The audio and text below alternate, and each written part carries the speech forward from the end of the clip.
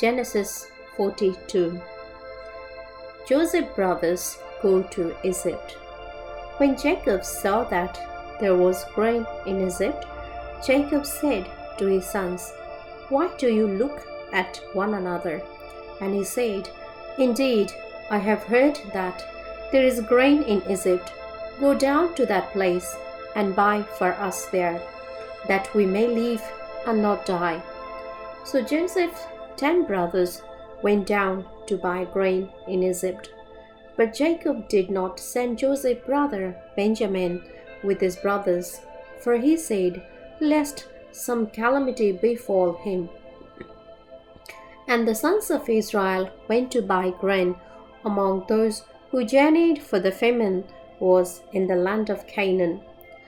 Now Joseph was governor over the land, and it was he who sold all the people of the land. And Joseph's brother came and bowed down before him with their faces to the earth.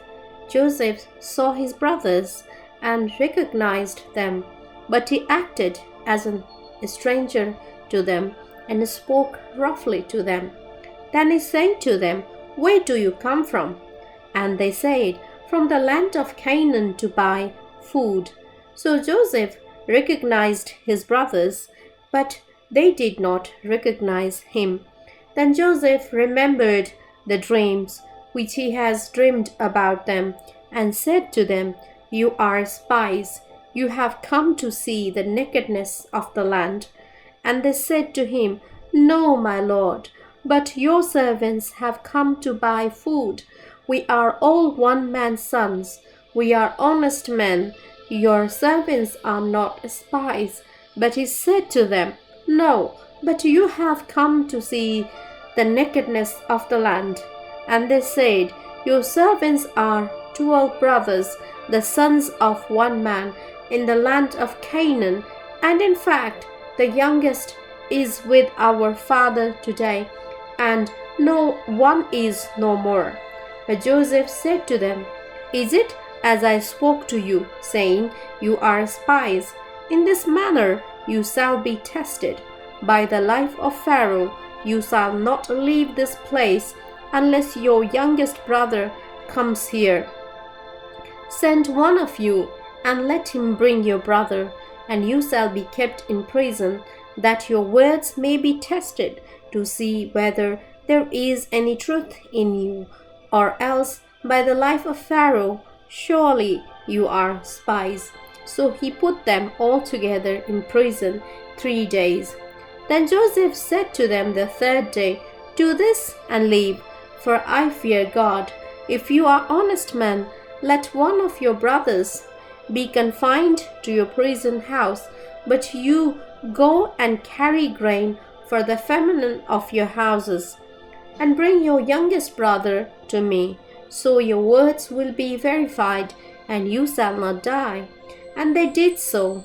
Then they said to one another, "We are truly guilty concerning our brother, for we saw the anguish of his soul when he pleaded with us, and we would not hear. Therefore this distress has come upon us." And Reuben answered them, saying, "Did I not speak to you, saying, 'Do not sin against the boy,' and you would not listen? Therefore, behold, his blood is now required of us." But they did not know that Joseph understood them, for he spoke to them through an interpreter. And he turned himself away from them and wept. Then he returned to them again and talked with them. And he took Simeon from them and bound him before their eyes. The brothers returned to Canaan. Then Joseph gave a command to fill their sacks with grain, to restore every man's money to his sack, and to give them provisions for the journey. Thus he did for them. So they loaded their donkeys with the grain and departed from there. But as one of them opened his sack to give his donkey feed at the encampment, he saw his money, and there it was in the mouth of his shack. So he said to his brothers, "My money has been restored, and there it is in my shack." Then their hearts failed them, and they were afraid, saying to one another, "What is this that God has done to us?" Then they went to Jacob, their father, in the land of Canaan, and told him all that had happened to them, saying, "The man who is Lord of the land spoke roughly to us and took us of the spies of the country. But we said to him, 'We are honest men, we are not spies. We are 12 brothers, sons of our father. One is no more, and the youngest is with our father this day in the land of Canaan.' Then the man, the lord of the country, said to us, 'By this I will know that you are honest men. Leave one of your brothers here with me. Take food for the famine of your household, and be gone. And bring your youngest brother to me. So I shall know that you are not spies, but that you are honest men. I will grant your brother to you, and you may trade in the land.' Then it happened as they emptied their sacks that surprisingly each man's bundle of money was in his sack. And when they and their father saw the bundles of money, they were afraid. And Jacob, their father, said to them, 'You have bereaved me. Joseph is no more, Simeon is no more, and you want to take Benjamin. All these things are against me.' Then Reuben spoke to his father, saying, 'Kill my 2 sons if I do not bring him back to you, but put him in my hands, and I will bring him back to you.'